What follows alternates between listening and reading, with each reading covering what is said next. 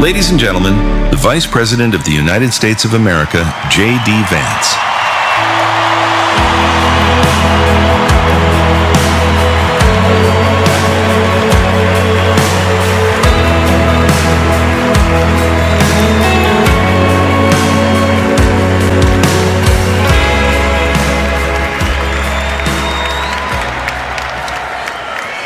Thank you. Thank you all so much. You know,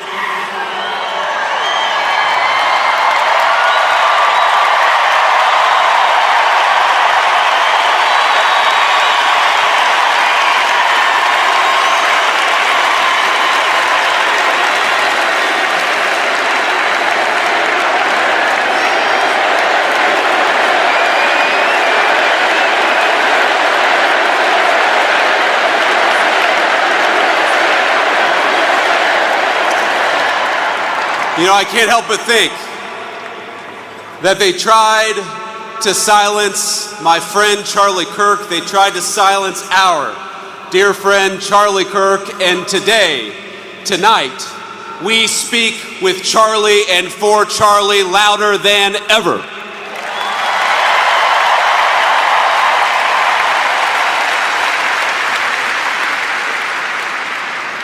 The evil murderer who took Charlie from us expected us to have a funeral today, and instead, my friends, we have had a revival in celebration of Charlie Kirk and of his Lord Jesus Christ.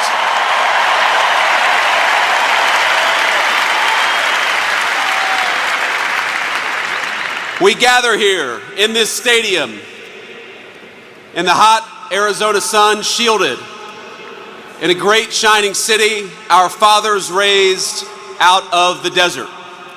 And from this desert, Charlie Kirk built a movement.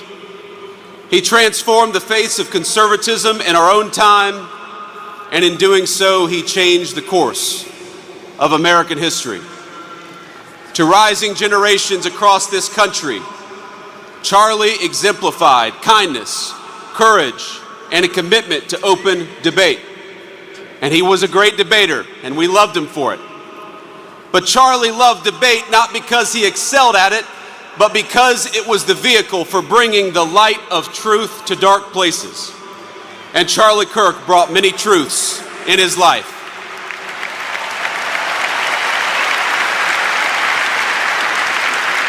Charlie brought the truth that young people deserved a stake in the future and that they deserved to have a voice.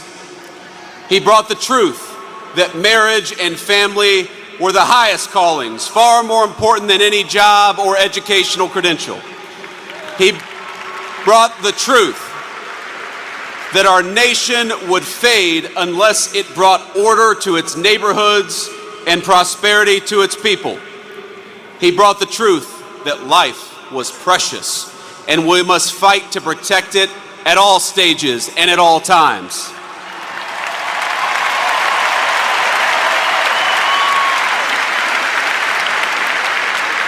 But most of all, Charlie brought the truth that Jesus Christ was the King of Kings and that all truth flowed from this first and most important one.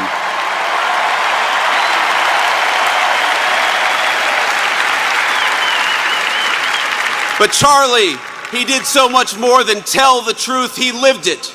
Charlie understood that the best evangelization was not in what you said, but in how you lived your life. And in this city, he lived his life well. He raised a wonderful family.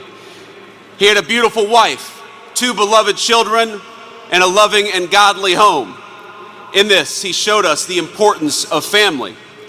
He lived 3 decades he had on this earth with a sense of Christian virtue that would make any man, any person proud.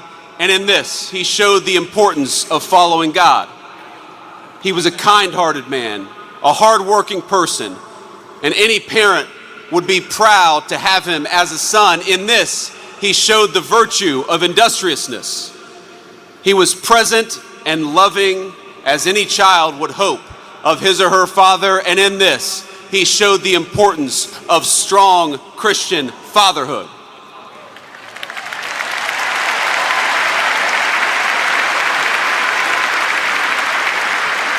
He was fearless and he was bold, as any follower would hope would be true of a leader. And in this, he showed all of us how to carry on after his death. You know, Charlie Kirk, he loved history. He devoured the ideas that formed the foundation of our civilization. He stood for a tradition that Socrates established 2,500 years ago: to question, to search, and to teach. He was Athens and Jerusalem, the city of reason and the city of God in one person.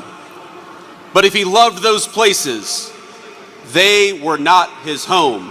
America was his home, and he was willing to die for it.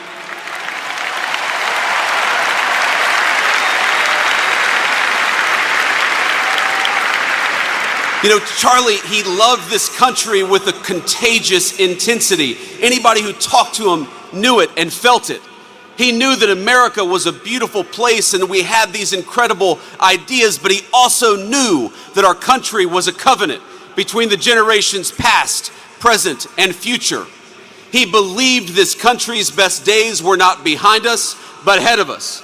But he knew those better days would have to be earned. They would have to be worked for. We would have to sacrifice and work and tell the truth.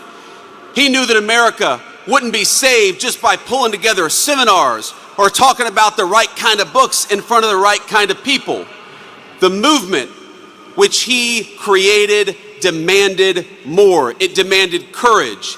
It demanded hard work. It demanded building, and it demanded leaders. And my friends, in Charlie Kirk, we found a great American leader.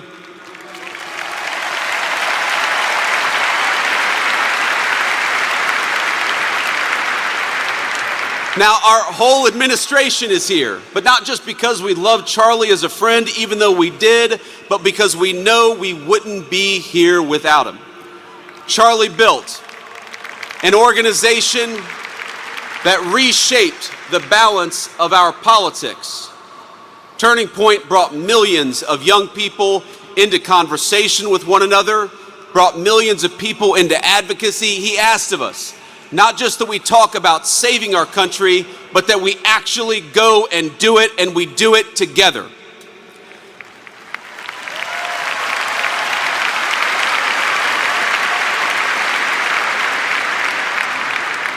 But even as Charlie built on a grand scale, his greatness was never only in his ambition. It was measured in the everyday moments as well, in the way that he treated ordinary people each and every single day. You know, you learn a lot about someone by how they treat others when the cameras aren't on.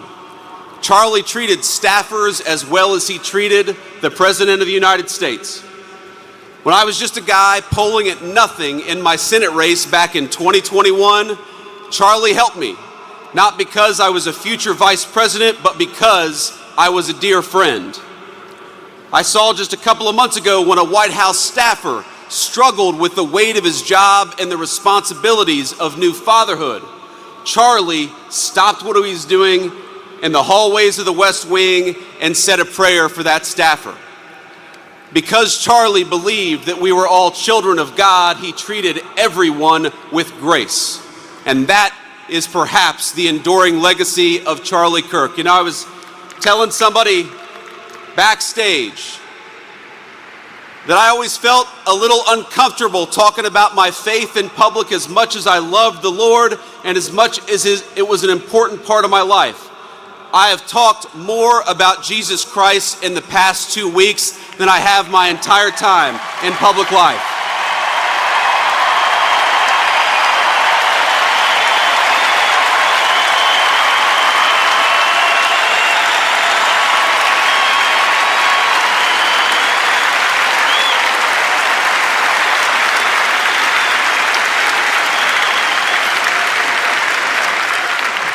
And that is an undeniable legacy of the great Charlie Kirk. You know, he loved God. And because he loved God, he wanted to understand God's creation and the men and women made in his image. Now, much has been said over the last week about Charlie's ability to approach any topic, any person in good faith, an achievement that was only possible because Charlie knew that we were all children of God. He knew deep down the truth of Scripture, and from that confidence, everything else flowed. That unshakable belief in the gospel led him to see differences in opinion not as battlefields to conquer, but as way stations in the pursuit of truth. He knew it was right to love others, your neighbor, your interlocutor, your enemy. But he also understood his duty to say what is right and what is wrong, to distinguish what is false from what is true.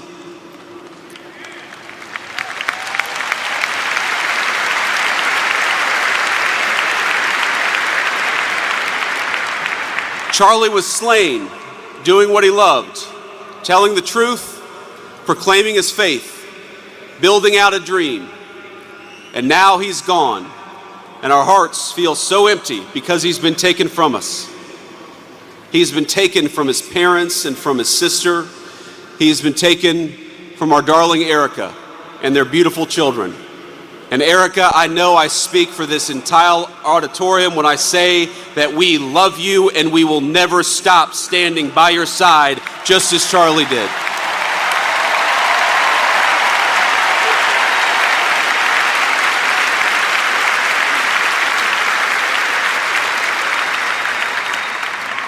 He was taken from us by those who despise the virtues that actually made our civilization great to begin with.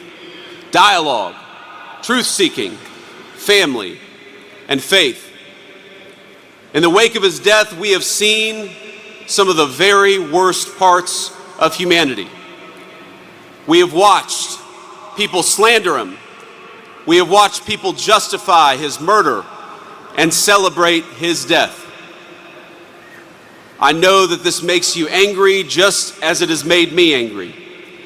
But it is easy in these moments to see only the worst of our fellow man. I found myself wishing that I could pick up the phone and talk to my friend and ask him for his advice and his counsel, to ask him how to respond to such hate and the souls from which that hate springs. But I can't call my friend because he was murdered for speaking the truth. I can only guess at what he might say and what he would encourage me to do. And here's what I think. I think he would encourage me to be honest that evil still walks among us, not to ignore it for the sake of a fake kumbaya moment, but to address it head on and honestly as the sickness that it is.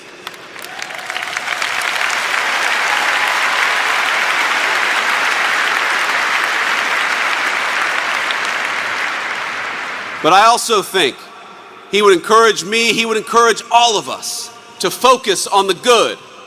He would encourage us to remember that for every hateful voice celebrating his murder, there are 1,000 people mourning it and fighting for his legacy every single day.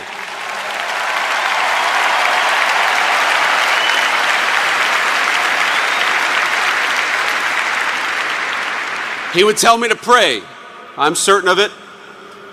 He would tell me to pray for my friends, but also for my enemies. He would tell me to put on the full armor of God and get back to work.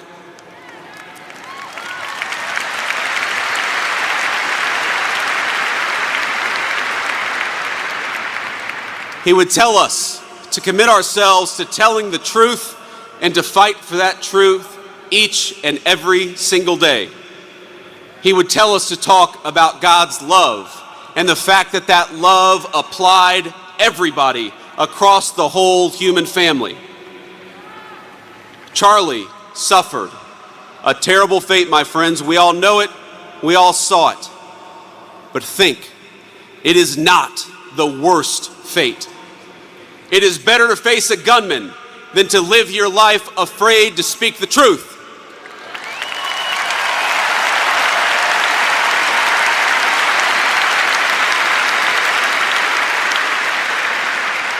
It is better to be persecuted for your faith than to deny the kingship of Christ.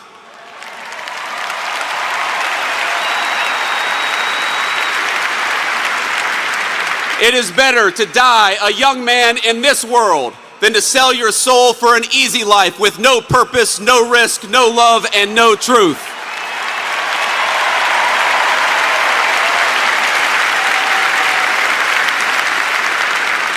Christ told us in the Gospel of John, I have said these things to you, that in me you may have peace. In the world you will have tribulation, but take heart, I have overcome the world.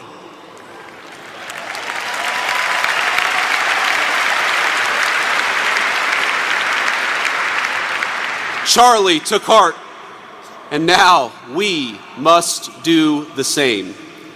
I've seen so many of you say, so many on social media, talk about for Charlie. We must do this for Charlie. For Charlie, we will speak the truth every single day.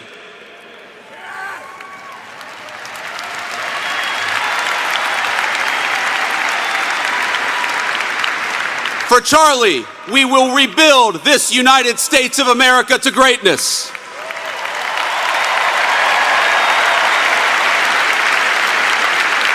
For Charlie, we will never shrink, we will never cower, and we will never falter, even when staring down the barrel of a gun.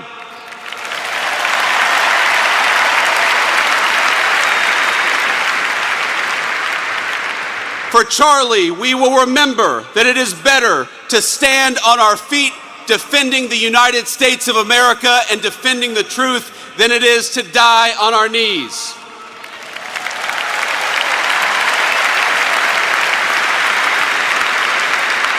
My friends, for Charlie, we must remember that he is a hero to the United States of America and he is a martyr for the Christian faith. May our Heavenly Father give us the courage to live as Charlie lived. That is what we must do for Charlie. You ran a good race, my friend. I love you. We've got it from here. Thank you.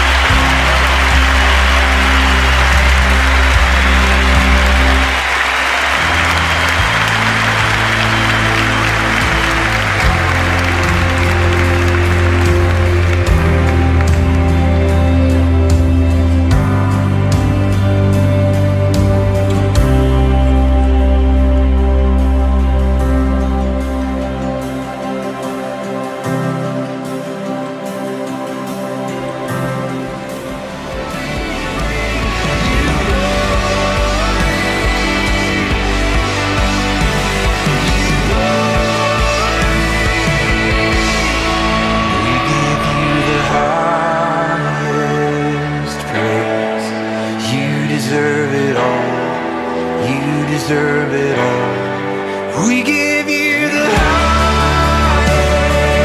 praise. You deserve it all. You deserve it all. We give you the highest praise. You deserve it all. You deserve it all. With every breath that's in my lungs, my heart cries out to you.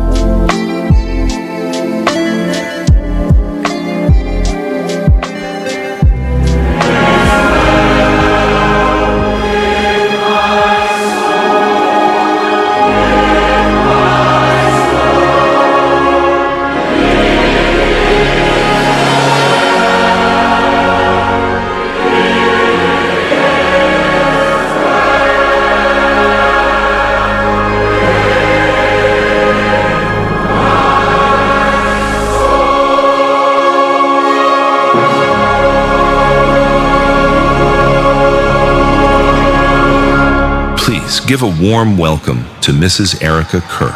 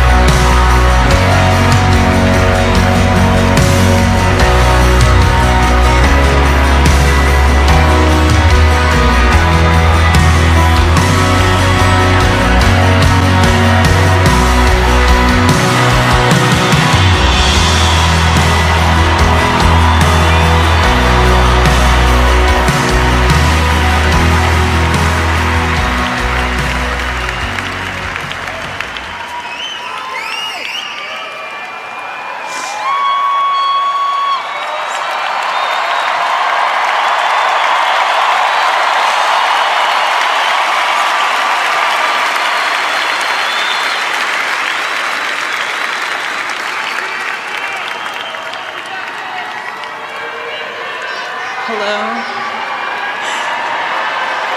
God bless all of you for coming here from all over the world to honor and celebrate my Charlie.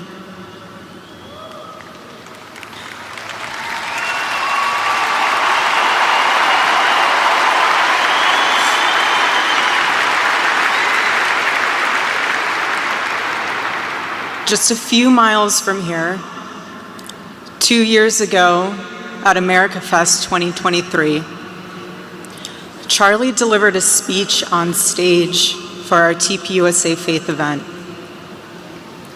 Charlie loves speaking off the cuff. He's very good at that, without a script. So I personally didn't know what he was going to say. And what he chose to speak about that day was his submission to the will of God. He quoted one of his favorite Bible verses, Isaiah chapter 6, verse 8. "Here I am, Lord. Send me." After Charlie finished, I met him backstage and I spoke to him, and I'll never forget this. I said, "Charlie, baby, please talk to me next time before you say that statement." Because when you say something like that, there is so much power in that verse. When you say, "Here I am, Lord, use me," God will take you up on that. And he did with Charlie.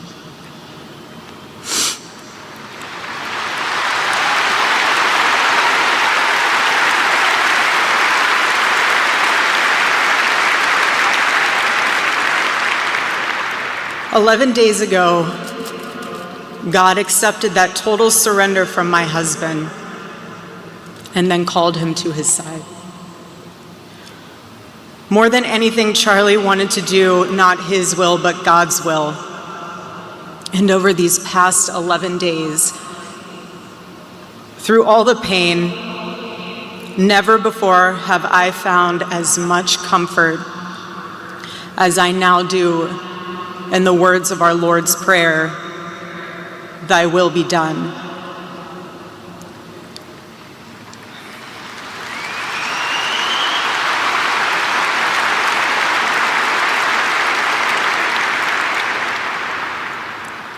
God's love was revealed to me on the very day my husband was murdered.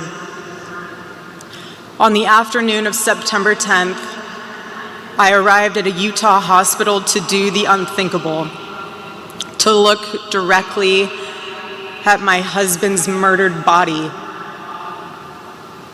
I saw the wound that ended his life. I felt everything you would expect to feel. I felt shock. I felt horror and a level of heartache that I didn't even know existed. But there was something else too. Even in death, I could see the man that I love. I saw the one single gray hair on the side of his head, which I never told him about. Now he knows. Sorry, baby, telling you now, but never told him. Didn't want to. I also saw this. I also saw on his lips the faintest smile. And that told me something important. It revealed to me a great mercy from God in this tragedy. When I saw that, it told me Charlie didn't suffer. Even the doctor told me. It was something so instant that even if Charlie had been shot in the operating room itself, nothing could have been done. There was no pain, there was no fear, no agony. One moment Charlie was doing what he loved, arguing and debating on campus, fighting for the gospel and truth in front of a big crowd. And then he blinked. He blinked and saw his Savior in paradise.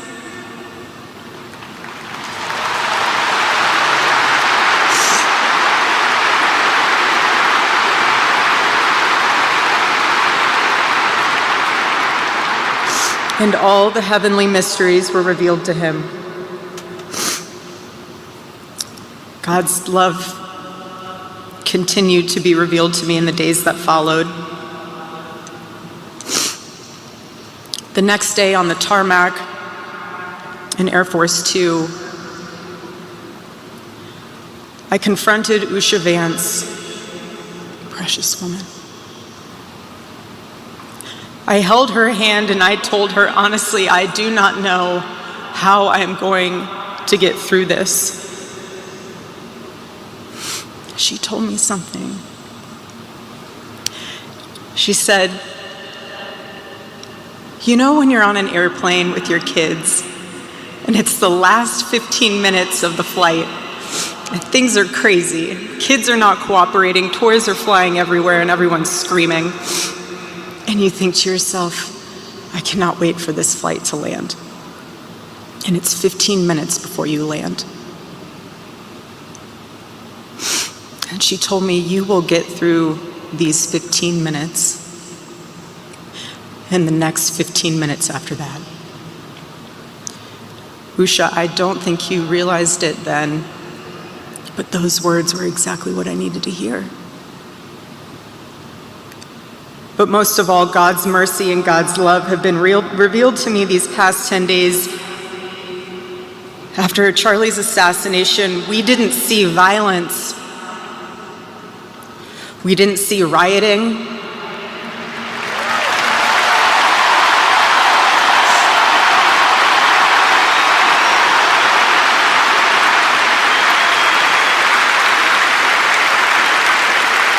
We didn't see revolution. Instead, we saw what my husband always prayed he would see in this country. We saw revival.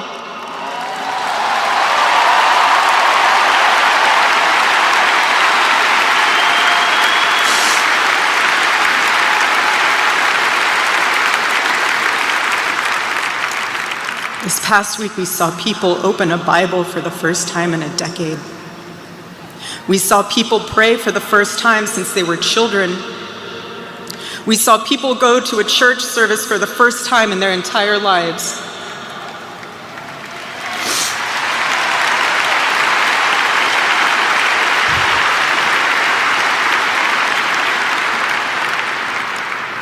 Charlie liked to journal. And I say this because he did it to remember important moments and sayings that affected him. And one of the things he wrote in his journal was this: every time you make a decision, it puts a mark on your soul. To those of you out there who just made that decision and took the first step toward a spiritual life, I say thank you and welcome.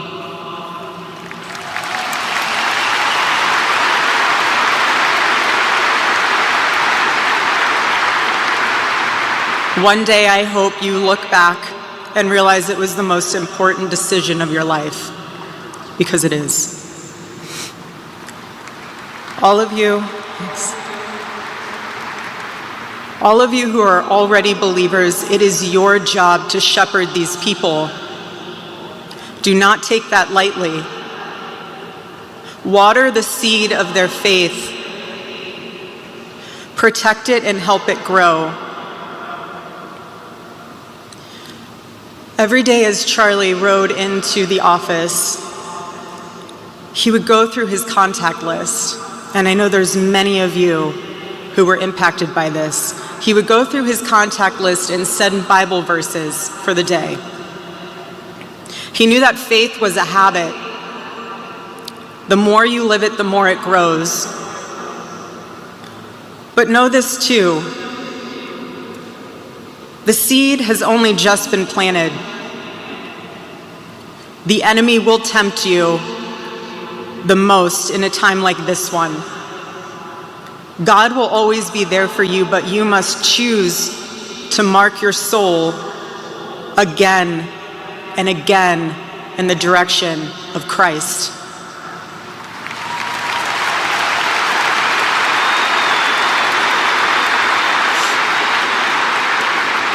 Pray again. Read the Bible again. Go to church next Sunday and the Sunday after that, and break free from the temptations and shackles of this world.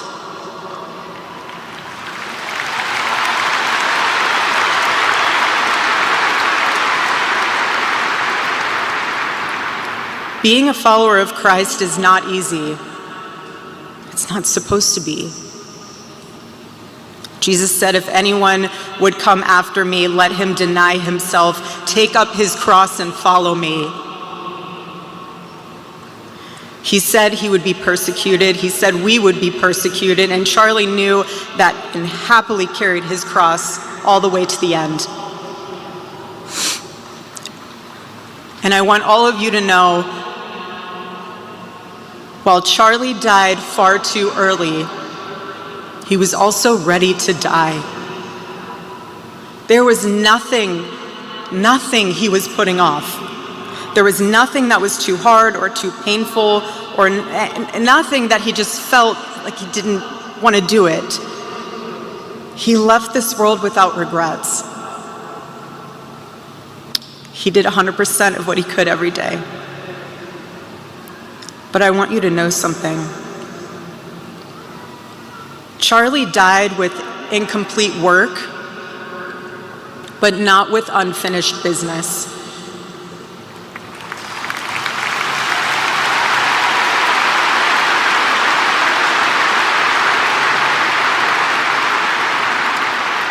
But I will miss him. I will miss him so much, because our marriage and our family were beautiful. They still are.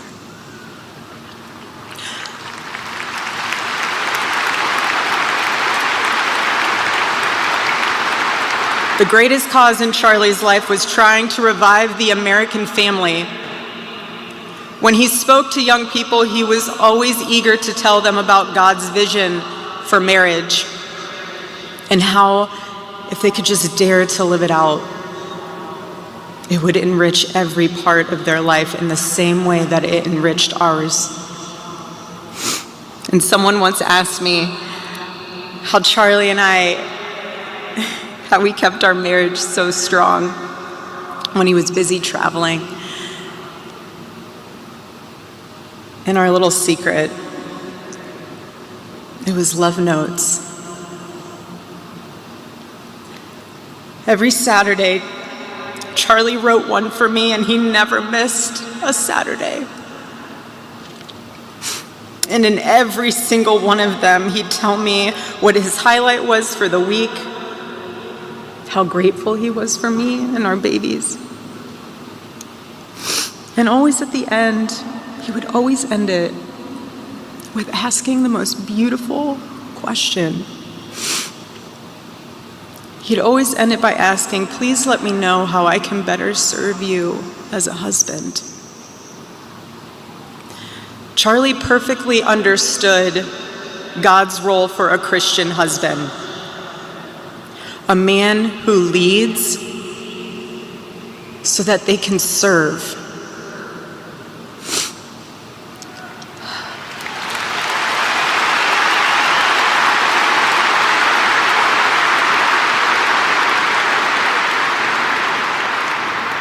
To all the men watching around the world, accept Charlie's challenge and embrace true manhood. Be strong and courageous for your families. Love your wives and lead them. Love your children and protect them.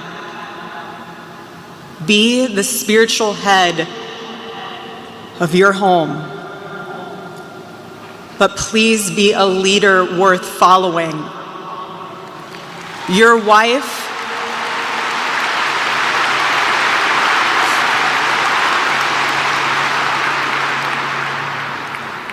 is not your servant. Your wife is not your employee. Your wife is not your slave.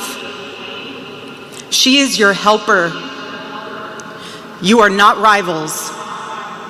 You are one flesh working together for the glory of God.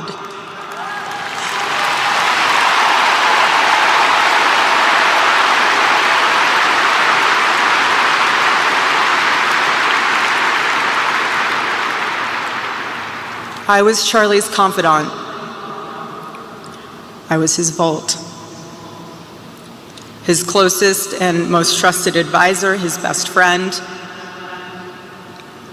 I poured into him and loved him so deeply, empowered him, because his love for me drove me to be a better wife.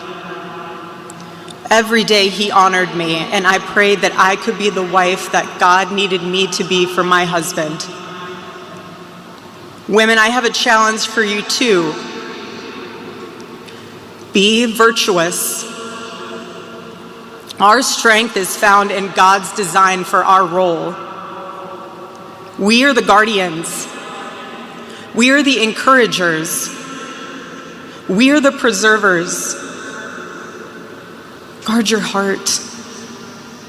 Everything you do flows from it. And if you're a mother, please recognize that is the single most important ministry you have.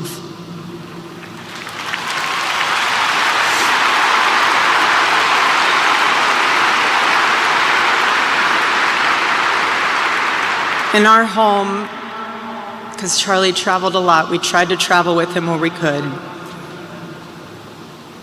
But I made sure that when Charlie returned from work, it was his sacred landing place, away from the worries of the world.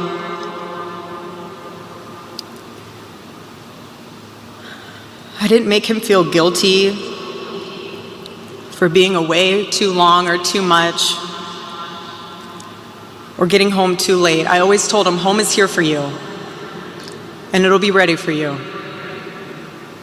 And I made it into this place where he wanted to be as soon as possible when he was on the road. There was no keeping score between us. We were a team, working together for the same mission. I never wanted to be the one standing between Charlie and the task that God prepared for him, had set for him. And I knew Charlie would always do his best to help me with the same. My marriage with Charlie was the best thing that ever happened to me. And I know it was the best thing that ever happened to him as well. He wanted everyone to experience that joy.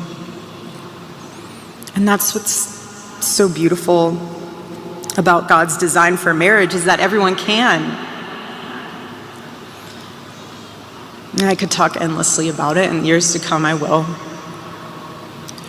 But Charlie's mission above all was aimed directly at those who aren't married. He named his organization well. He knew things were not right with America, and especially with young people, and they needed a new direction. Charlie passionately wanted to reach and save the lost boys of the West, the young men who feel like they have no direction, no purpose, no faith, and no reason to live. The men wasting their lives on distractions, and the men consumed with resentment, anger, and hate. Charlie wanted to help them. He wanted them to have a home with Turning Point USA. And when he went onto campus, he was looking to show them a better path and a better life that was right there for the taking. He wanted to show them that.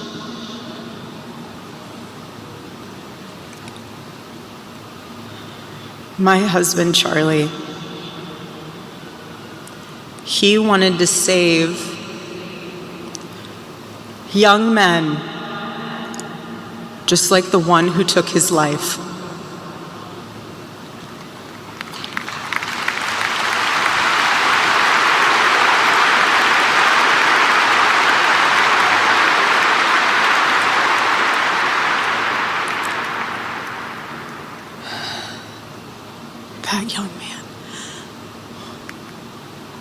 That young man, on the cross, our Savior said,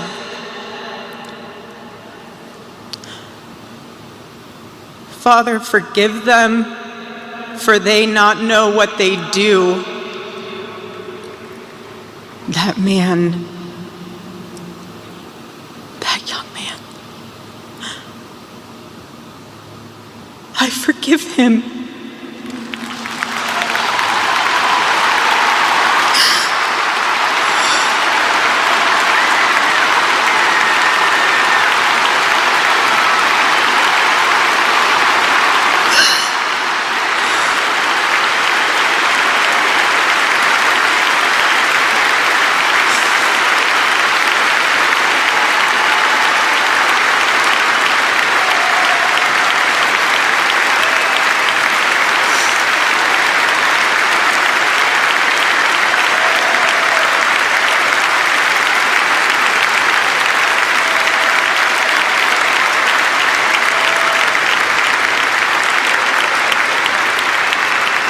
I forgive him because it was what Christ did and is what Charlie would do. The answer to hate is not hate. The answer we know from the gospel is love, and always love. Love for our enemies and love for those who persecute us. The world needs Turning Point USA. It needs a group that will point young people away from the path of misery and sin. It needs something that will lead people away from hell in this world and in the next. It needs young people pointed in the direction of truth and beauty. And so I promise you today, every part of our work will become greater. I am tremendously honored to be the new CEO of Turning Point USA.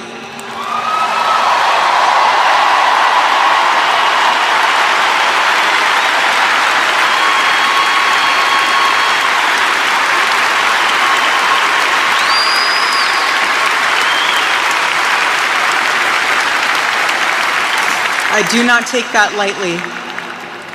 Charlie and I were united in purpose. His passion was my passion, and now his mission is my mission. Everything that Turning Point USA built through Charlie's vision and hard work, we will make 10 times greater through the power of his memory. Chapters will grow, thousands of new ones will be created. TPUSA Faith will add thousands of new pastors and congregations.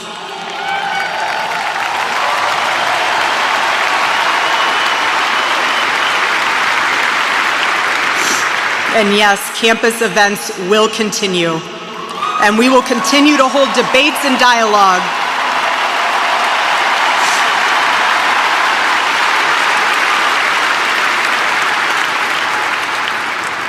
The First Amendment of our Constitution is the most human amendment. We are naturally talking beings, naturally believing beings. And the First Amendment protects our right to do both. No assassin will ever stop us from standing up to defend those rights, ever.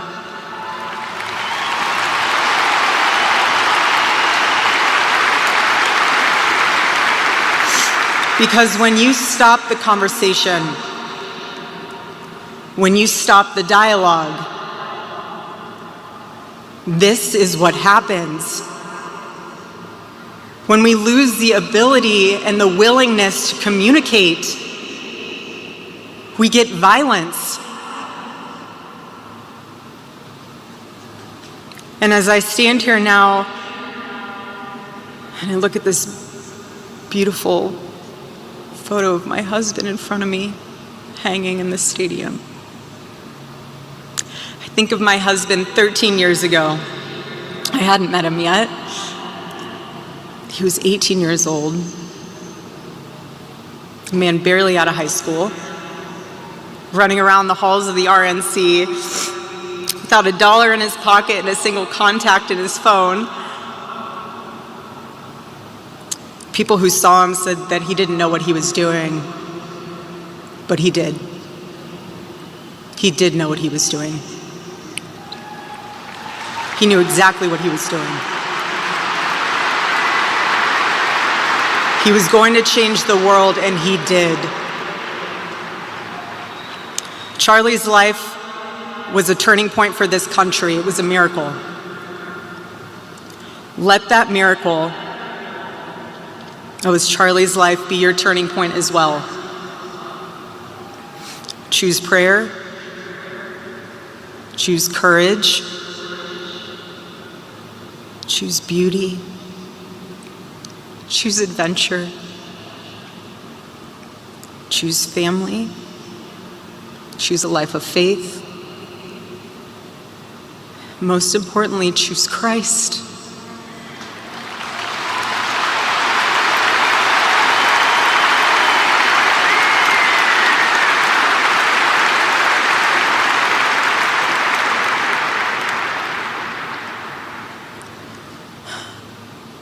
I love you, Charlie, baby.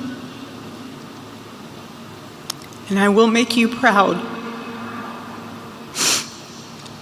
God bless you all, and God bless America.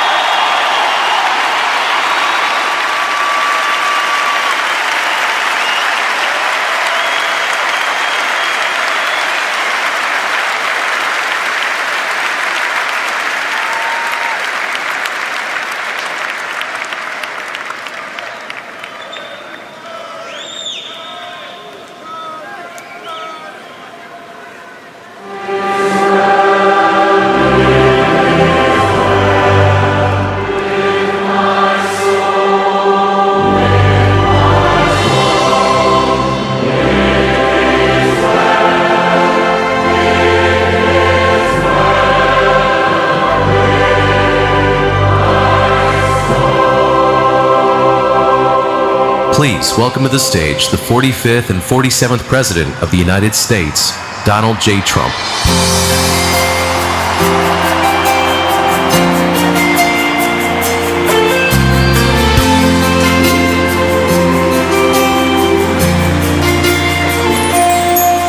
If tomorrow all the things were gone, I'd work for all my life, and I had to start again with just my children and my wife. Thank my lucky stars to be living here today, 'cause the flag still stands for freedom, and they can't take that away.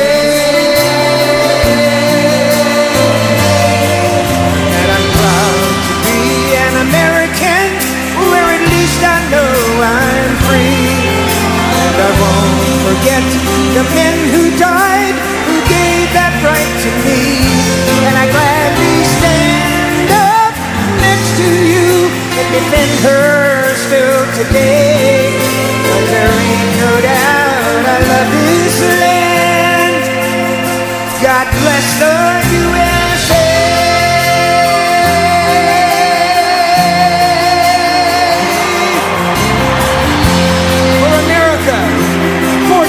Kirk.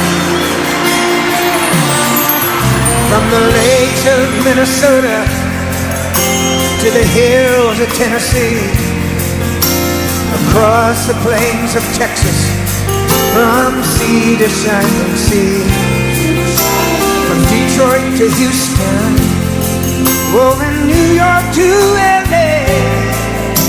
There's pride in every American heart, and it's time we stand and say that I'm proud to be an American, where at least I know I'm free. And I won't forget the men who died, who gave that right to me. And I gladly stand up next to you and defend her still today. 'Cause there ain't no doubt I love this land. Sing it! God bless the USA.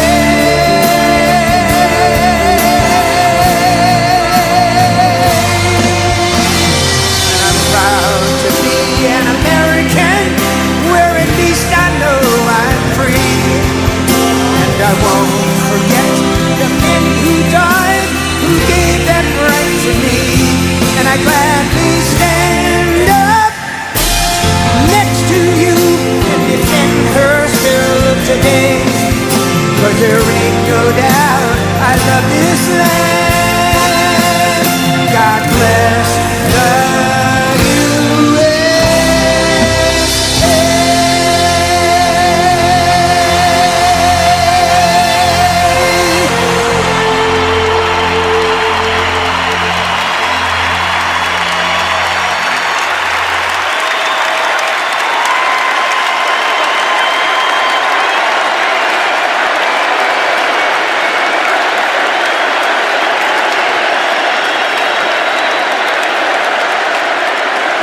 Thank you very much, Lee. You've been there from the beginning with us, Lee, and we appreciate it. Nobody can sing that song like Lee Greenwood. Thank you very much, Lee, very much for being here. And his voice has not changed, you know? Pretty amazing. And a special thank you to Erica, because today America is a nation in grief, a nation in shock, and a nation in mourning. Less than 2 weeks ago, our country was robbed of one of the brightest lights of our times, a giant of his generation, and above all, a devoted husband, father, son, Christian, and patriot.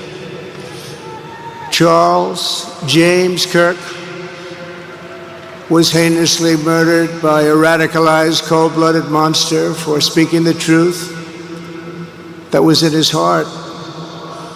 He was violently killed because he spoke for freedom and justice, for God, country, for reason, and for common sense. He was assassinated because he lived bravely, he led boldly, and he argued brilliantly without apology. He did what was right for our nation. And so on that terrible day, September 10th, 2025, our greatest evangelist for American liberty became immortal. He's a martyr now for American freedom. I know I speak for everyone here today when I say that none of us will ever forget Charlie Kirk, and neither now will history.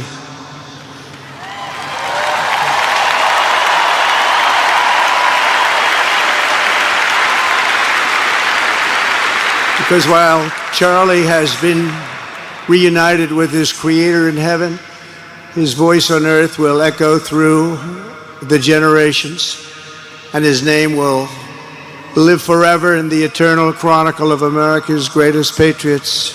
He will live forever.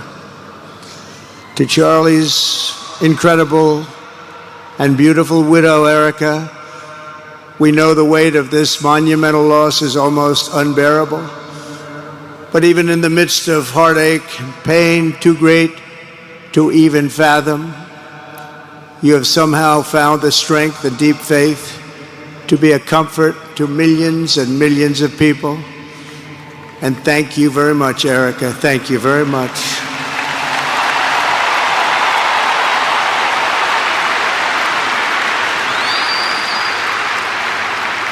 Today, an entire nation wraps its loving arms around you and beautiful children. We share in your immense and overwhelming sorrow, and we vow that we will do everything we can to ensure that your children grow up in a land where their father is honored and revered as a great American hero. That's what he is.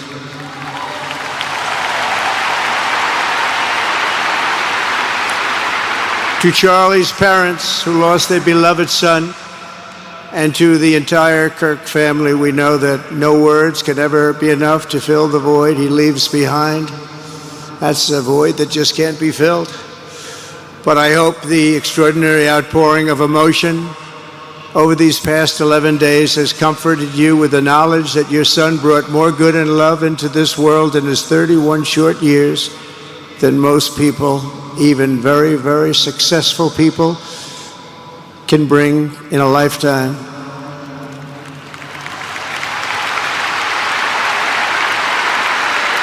Charlie Kirk loved America with everything he had, and as we can see so clearly today, America loved Charlie Kirk.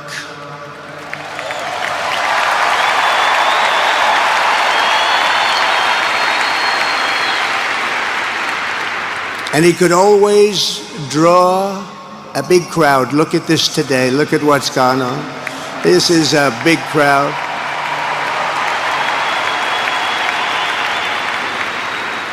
Here today we have the Vice President of the United States, J.D. Vance.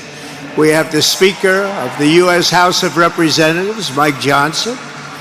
We have countless members of the United States Senate, and I'm sorry I'm not going to introduce you, but I'll be up here. They're all over the place. And likewise, the House of Representatives, they're all over this big stadium. This is not an arena, this is a stadium.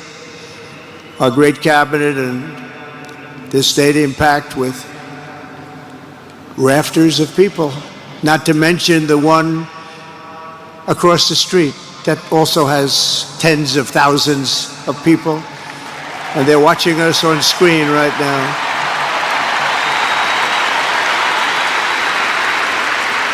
And I'm sorry we couldn't get you in. If anybody would like to give up your seat, please walk across the street. But this is like an old-time revival, isn't it? An old-time revival.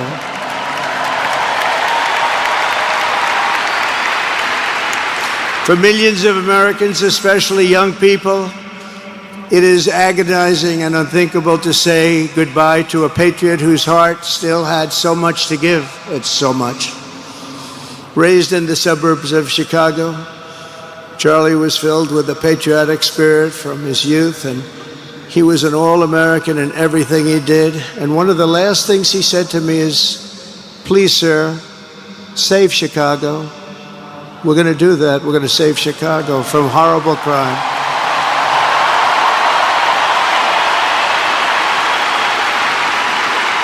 In high school, he was the quarterback of the football team and the captain of the basketball team. He was a good athlete. A lot of people don't know that about Charlie. He was an Eagle Scout who spent his school lunch breaks listening to another champion for liberty, somebody that he greatly admired, Rush Limbaugh.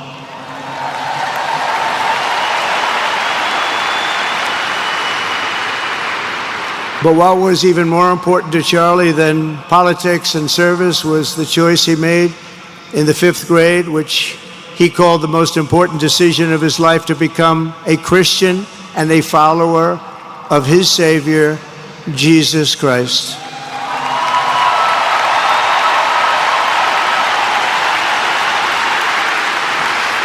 Inspired by faith and his love of freedom, Charlie did something remarkable when he was just 18 years old.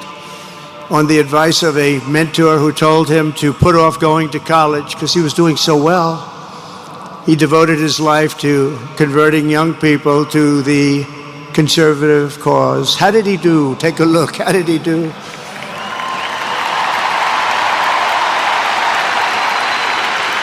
In 2012, 2 days after graduating high school, and with just $1,800 in his pocket, the young man from Illinois, who no one had ever heard of, started an organization whose grand ambitions were captured in its name, Turning Point USA. Great name.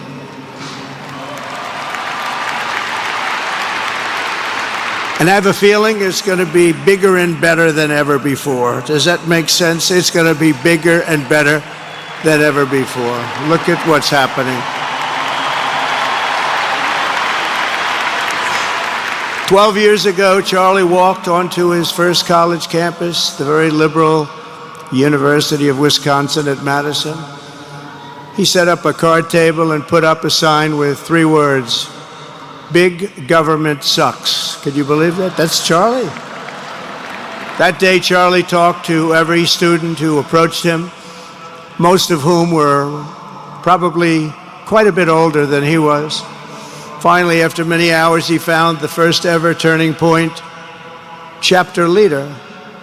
His first year out of high school, Charlie traveled 300 days raising money and taking his message to campuses all over the country.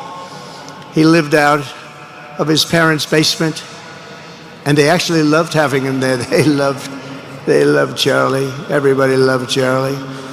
And on the couches of friends and supporters, he lived off couches for 2 years, 3 years. Then life started getting a little bit different, but he was always the same.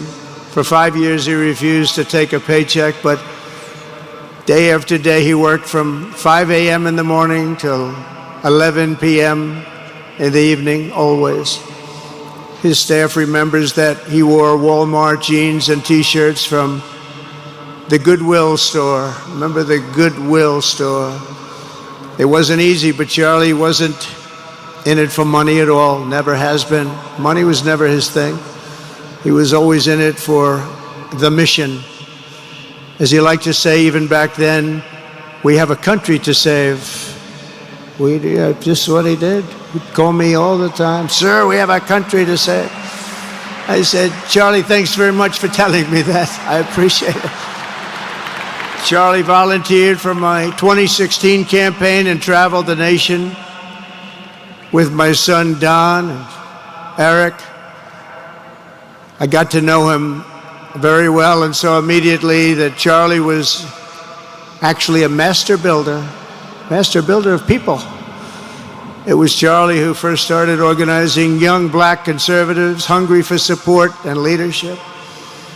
It was Charlie who stood up for persecuted Christians and Jews on college campuses. It was Charlie who helped bring online censorship, free speech, and cancel culture to the fore of our political debate. He was right up there with me. It was Charlie who helped unite MAGA, and you know what MAHA is? That's right, Make America healthy again. And tomorrow we're going to have one of the biggest announcements, really medically, I think, in the history of our country. We're going to be doing it with Bobby and Oz and all of the professionals. I think you're going to find it to be amazing. I think we found an answer to autism. How about that? Autism. Tomorrow we're going to be talking in the Oval Office in the White House about autism, how it happens, so we won't let it happen anymore, and how to get at least somewhat better when you have it, so that parents can help their child, their beautiful child. That's a big one. I've been bugging everybody over there, get the answer to that. You know, 20 years ago, 1 in 10,000 were born with autism. 20 years ago. The most recent survey says 1 in 12. How bad is that?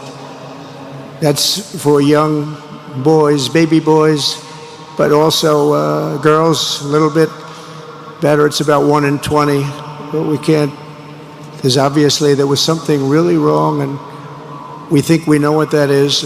It's going to be, I think it's going to be one of the most important news conferences I'll ever have, and I look so forward to it.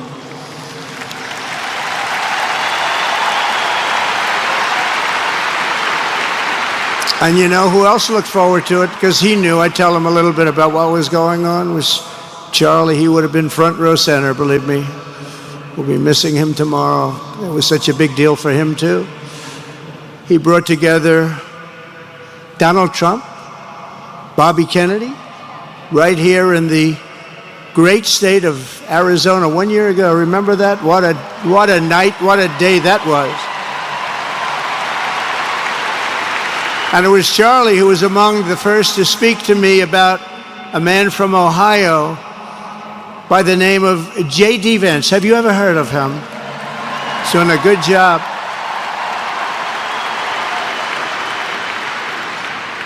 But Charlie would often call me, sometimes the night before a big event, the other side of the country. And he'd ask me, he'd say, do you think you could come and speak at the event? The following day, right? I'd say, Charlie, give me I'm the President of the United States. You want me to travel 4 hours by plane? And you know, sometimes I did it. He was a very good guy. He was a very convincing guy. He didn't stop, but he would ask for things like that. Sir, could you be tomorrow in California? I said, Charlie, give me a break, please. He just wouldn't stop. And he succeeded. But I almost always went because you never wanted to let Charlie down. He worked so hard, you just didn't want to let him down. I felt guilty. He'd make me feel very guilty. As president, many people asked me for things, but Charlie was one of the few who always gave more than he took. He was a giver, much more than a taker.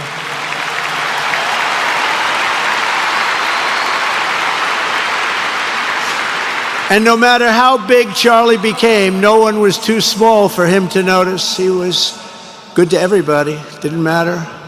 Several years ago, a fourth grader asked Charlie to appear on his podcast, which was probably only watched by the parents of that fourth grader.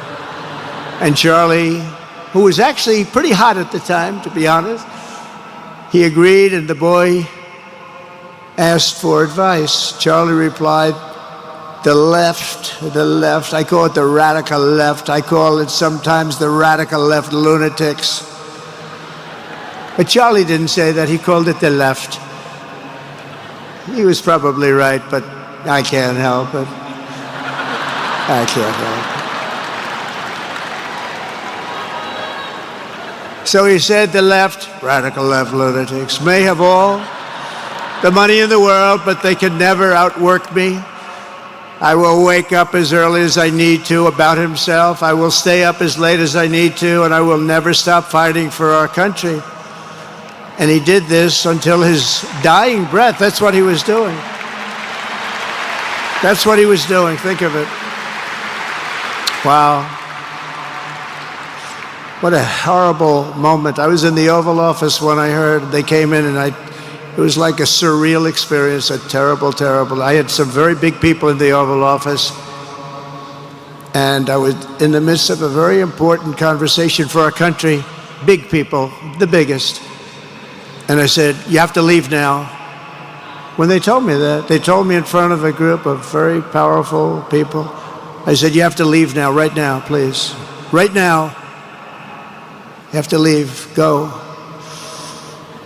By his own determination and skill, Charlie Kirk built Turning Point from his humble beginnings, the beginnings that nobody believed could ever end up something like this, into a great movement and a juggernaut of American politics. And you know, we have a massive stadium loaded up with people, but he got tremendous crowds before he had this kind of horrible news and before we had to hear what happened so terribly.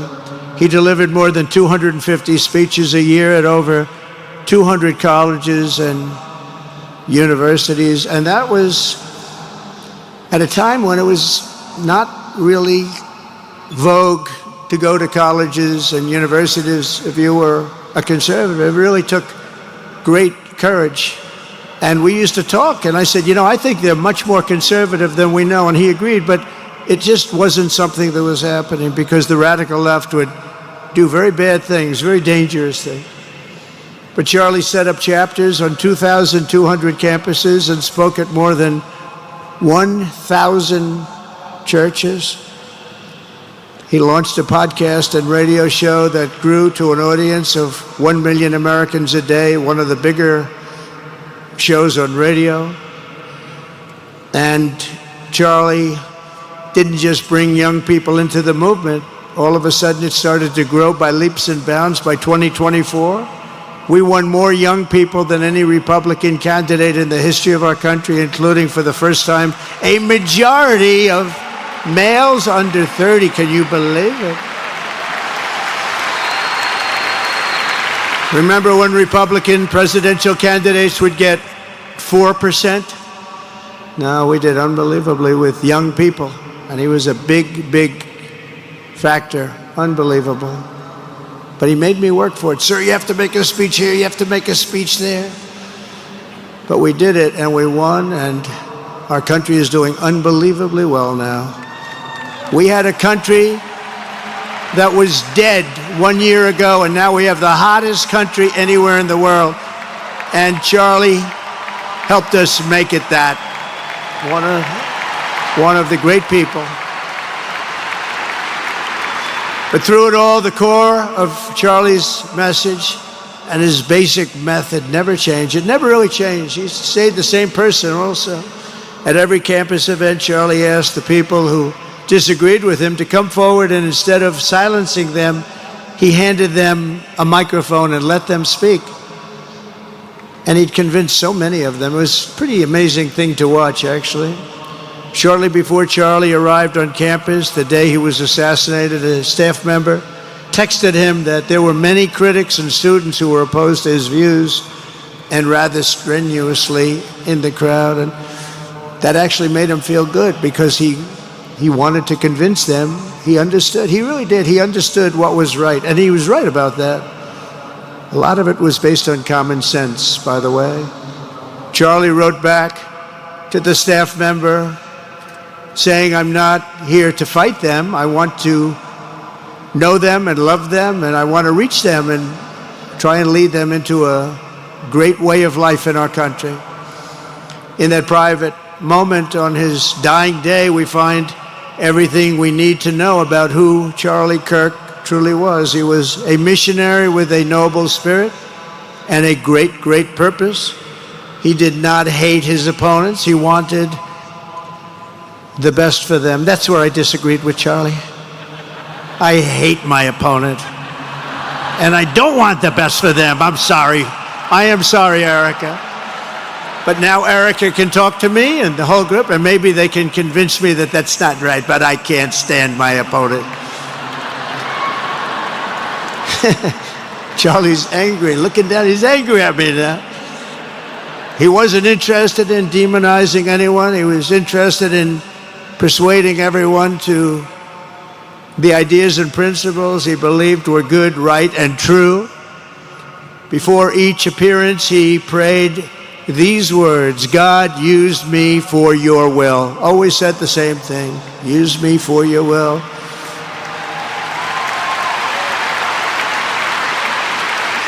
And that is exactly what God did. When you think, that's exactly what he did.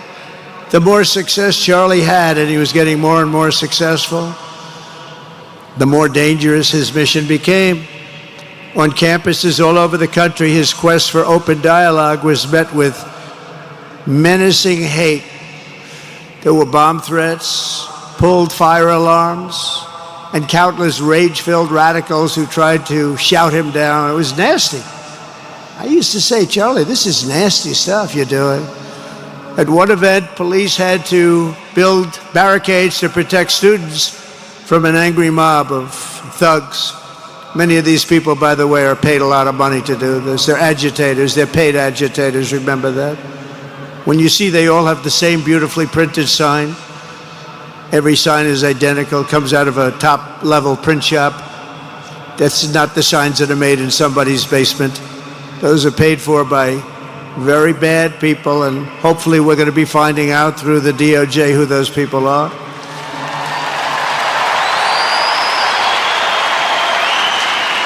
At another college, Antifa terrorists shattered windows, threw rocks, and tried to storm the building where Charlie was speaking. It was a really bad one. Often dozens of police officers were needed to prevent left-wing violence. And the violence comes largely from the left. You don't hear that from too many people, do you? And virtually every day for years before he was murdered, Charlie received these horrible death threats. People don't know. I used to talk to him about it. He said, I got some threats. He always felt that when they actually made the threat, they were not the ones to worry about. The ones to worry about were the ones that don't make the threats. And I think you know what I mean.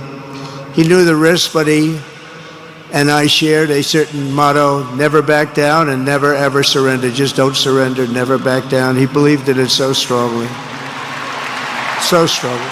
And he's right. He's totally right. The radicals and their allies in the media, sometimes referred to, as my son said, the fake news media, tried to silence Charlie for a simple reason, because he was winning, and he was winning big. He was taking over college campuses, colleges that had, in theory, only very liberal, or as they like to say, progressive. I call them liberal, but they like to call themselves, because such a beautiful word, progressive. They're the opposite of progressive, if you think about it. But they were really nasty, and he would go into these colleges. All of a sudden, within 2 years, 3 years, they turned into bastions of conservatism. It was really quite amazing to see. They lied about him because they did not want you to listen to him or to learn from him, because what he was talking about and even preaching made so much sense. Everywhere he went, he won the debates, he won the hearts, he won the minds, and yes, he won the elections for people. He helped us, he helped other people. We won the biggest election in the history of our country, I believe.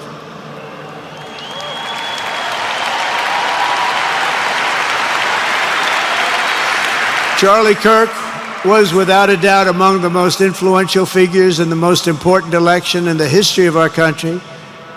The election of, that beautiful day, November 5th, 2024. Do you remember that day? It was 9 months ago. What a day that was. I mean, we had a pretty good day in the first one. And I must tell you, on the second one, we had a phenomenal day. But a lot of bad things happened. And now that's not even questioned. They cheated like dogs, but we got them back, didn't we, huh? We got them back. But we owe Charlie a profound and eternal debt of gratitude now, just like Charlie and Erica made Turning Point hot. We are looking at a country that has the chance to attain a level like never before. Tariffs are making us rich again, richer than anybody ever thought was possible. And the only one challenging them are people that hate our country or foreign countries that are paying a price, because they did the same thing to us for years. They took advantage of us, but we're making money. We're becoming richer and richer, and we're taking care of our people better and better when we do that. And we can take care of other countries better and better, but we're doing unbelievably well. The tariffs have really been a hold. The election was big, but the tariffs, because of the election, came in. And remember, other nations do that to us.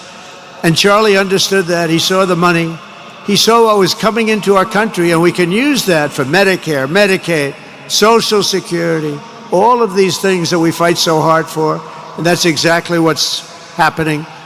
The numbers are incredible. When the news finally came out on election night last November that the race was officially won, came out pretty early in the night.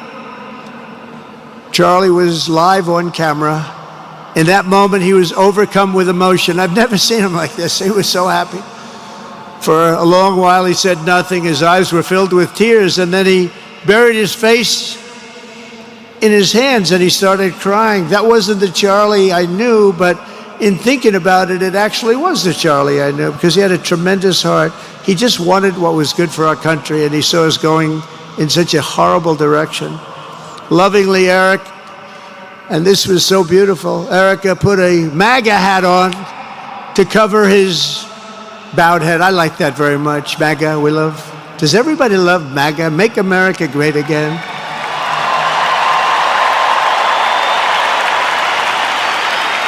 When Joe Biden used to get up, remember the speeches? We will stop MAGA. We will stop MAGA. You know, he could barely get the words out. We will stop. I said, can somebody inform him the MAGA means Make America Great Again? How do you say you're going to stop it? And Charlie understood that. When Charlie finally looked up and spoke, he smiled through the watery eyes and simply said, I am humbled by God's grace. That was his statement that night. I was watching him. I was very impressed, actually. It showed he had a big heart. Every single American should take a long, hard look at the twisted soul and dark spirit of anyone who would want to kill a young man as good as Charlie. To kill anybody, but to kill a man like this, he didn't deserve this. He didn't deserve this. Our country didn't deserve this. And anyone who would make excuses for it are just out of their mind. Charlie's murder was not just an attack on one man or one movement. It was an attack on our entire nation. That was a horrible attack on the United States of America. It was an assault on our most sacred liberties and God-given rights. The gun was pointed at him, but the bullet was aimed at all of us. That bullet was aimed at every one of us. Indeed, Charlie was killed for expressing the very ideas that virtually everyone in this arena and most other places throughout our country deeply believed in. But the assassin failed in his quest because Charlie's message has not been silenced. It now is bigger and better and stronger than ever before, and it's not even close. And it's rare that such a thing happens, but Charlie is bigger today than he was. Think about it. Just 2 weeks ago, he's bigger today than he was 2 weeks ago. Now, that may not help his friends and loved ones, of which there are so many. It may not help Erica and those beautiful children who have to suffer so horribly through this moment, but they know it's true. He's bigger now than ever before, and he's eternal. He's eternal. And I just want to say we love him. And he's looking down at us right now, and he's saying, wow, that's a great crowd. He's saying, that's a great crowd.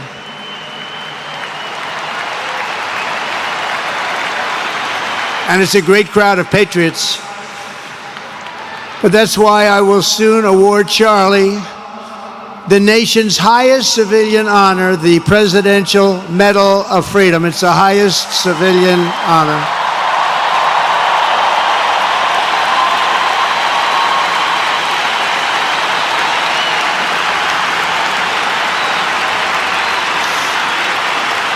And we will do the ceremony at our beautiful White House in a very safe Washington, D.C., a place that Charlie truly revered.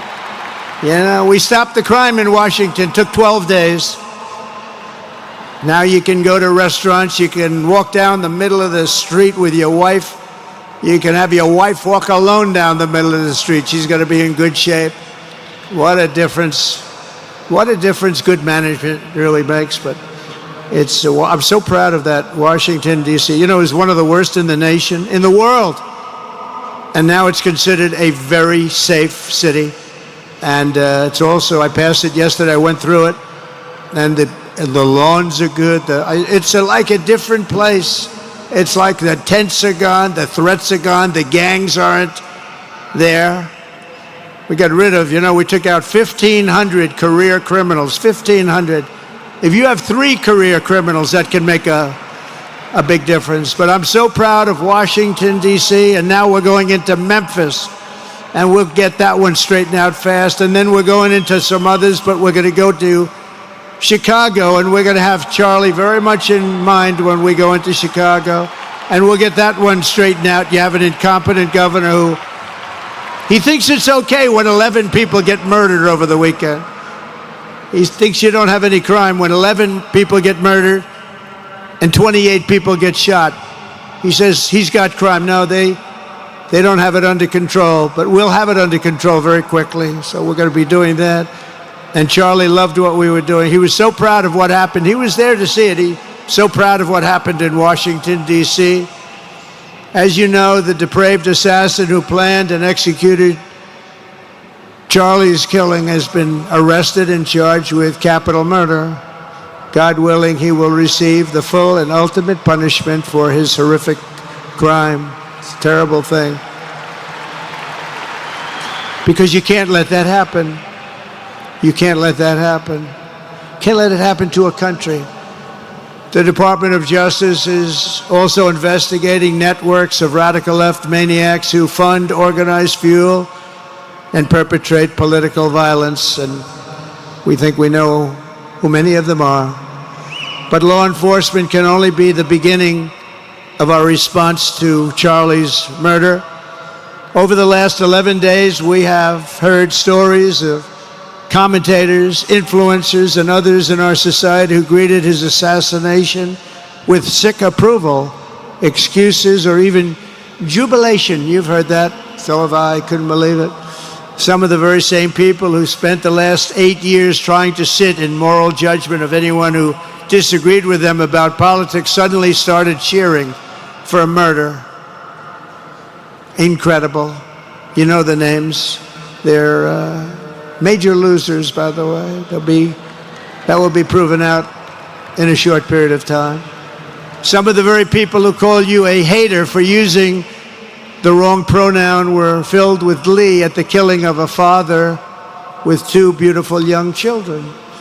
And the same commentators who this week are screaming fascism over a canceled late-night TV show where the anchor had no talent and no ratings, last week were implying that Charlie Kirk deserved what happened to him. No side in American politics has a monopoly on disturbed or misguided people. But there's one part of our political community which believes they have a monopoly on truth, goodness, and virtue, and concludes they have also a monopoly on power, thought, and speech. Well, that's not happening anymore. We've turned that corner very quickly. Tragically, atrocities of this kind, and the kind that we saw in Utah, of all places, are the eventual consequence of that kind of thinking. If speech is violence, then some are bound to conclude that violence is justified to stop speech. And we're not going to let that be justified. The tradition of reason and open debate that Charlie practiced is not a pillar of our democracy. In many ways, it's the basis of our entire society. It's the right and inheritance of every free American, the greatest legacy of the Enlightenment, and among the most treasured achievements of civilization. We will defend it at all costs, and we will carry forward the torch of liberty that Charlie Kirk held so proud and so high. He was so proud, and he did hold that torch high. We will never, ever let it fail. We will never let it fail. But we're going to raise it higher than ever before. It's going to be raised, and this is the beginning. Perhaps it should be no surprise that Charlie, who spent his life speaking with the critics of these traditions, ultimately became convinced that we needed not just a political realignment, but also a spiritual reawakening. We did. And we have to bring back religion to America, because without borders, law and order, and religion, you really don't have a country anymore. We want religion brought back to America. We want to bring God back into our beautiful USA like never before. We want God back.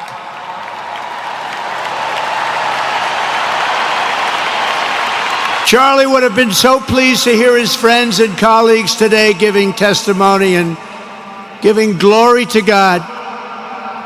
Within minutes of the gunshot in Utah, millions of Americans, young and old, heard the news and dropped to their knees and started praying. Even many who rarely prayed asked God for a miracle. Please, God, save Charlie. But although Charlie's time with us on earth has ended, those prayers for a miracle have already been answered. Look at what's happening. Look at what's happening. In the days since Charlie's death, we have seen how his legacy has touched so many millions around the world. In Calgary, Canada, thousands gathered at City Hall to sing the American national anthem and raise up posters with the name Charlie Kirk. In Seoul, South Korea, crowds gathered to wave American flags and shout, "We are for Charlie Kirk." His memory has been honored in the streets of Berlin, Warsaw, Vienna, Sydney, Madrid, London, Tel Aviv, and all over the world. So beautiful to watch. A man as far away as rural Australia texted a pastor, "I'm going to come to church tomorrow for the first time ever." The pastor asked, "Why is that?" The man replied, "Because of Charlie Kirk." Can you imagine? The lesson of Charlie's life is that you should never underestimate what one person can do with a good heart, a righteous cause, a cheerful spirit, and the will to fight, fight, fight. Have to fight. We're saving our country. And Charlie's a big factor, such a big factor. Charlie Kirk started with only an idea to change minds on college campuses, and instead he ended up with a far greater achievement, changing history. He changed history. Today, Charlie Kirk rests in glory in heaven for all eternity. He has gone from speaking on campuses in Wisconsin to kneeling at the throne of God, where he is right now.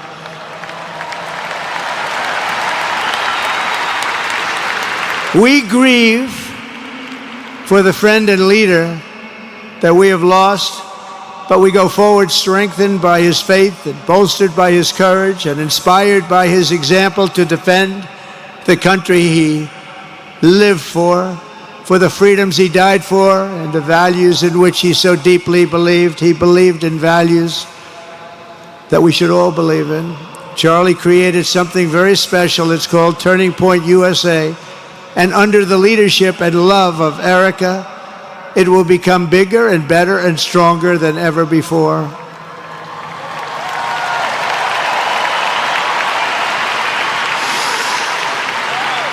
So, Charlie, we all want to thank you. We want to say a very loud God bless you, Charlie. God bless you for what you've done is incredible. And God bless Erica and the children. God bless the United States of America. And could I ask Erica, please come out. Erica, please come out. Thank you.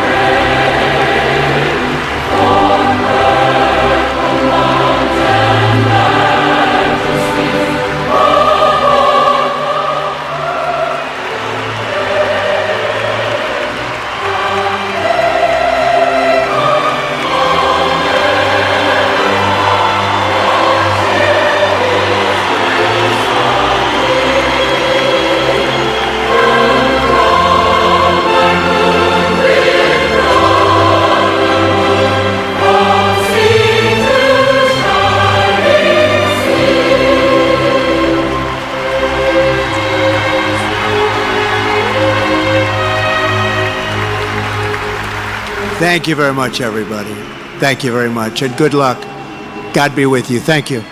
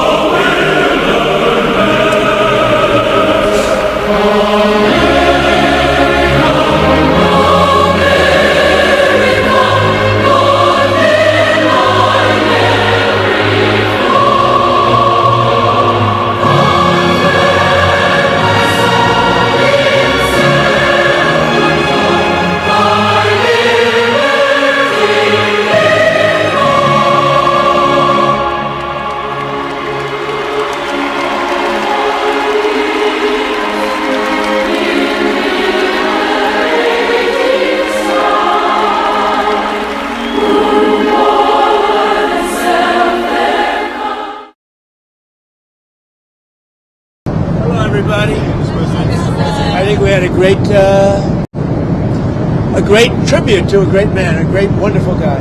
So I hope you liked it. You know, Doug, if you have any energy questions, we're ready. At the end of the ceremony, Mr. President, you and Erica shared a moment. If you don't mind me asking, what words did you have for her? I've gotten to know her over the years. She's great. You know, Charlie always used to say she's very smart. He would always say that. You don't necessarily say that about a lot of people, but he always felt she was, and she's got a good heart, and